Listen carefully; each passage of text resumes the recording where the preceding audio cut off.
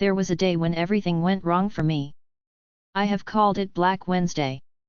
I woke up on that day feeling groggy and half-deaf.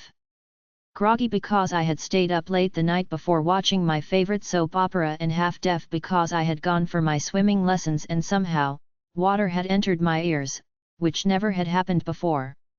I managed to shower and change and catch my bus just in the nick of time. I was feeling very pleased with myself for having gotten ready so quickly when I realized to my horror that I had forgotten to eat breakfast.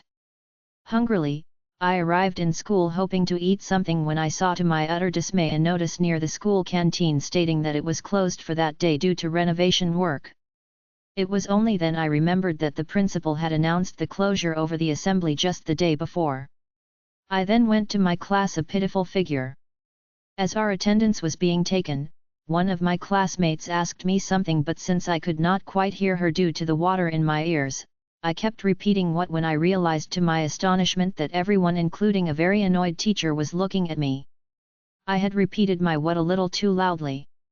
"One more interruption from you, Nancy, and you will be asking what to the discipline master," said my annoyed teacher to me.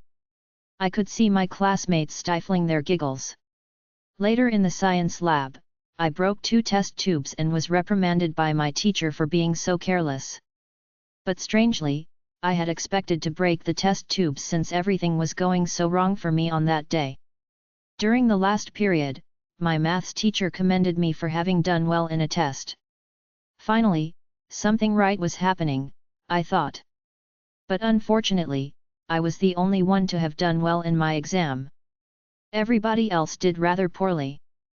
Nobody congratulated me. I felt despised.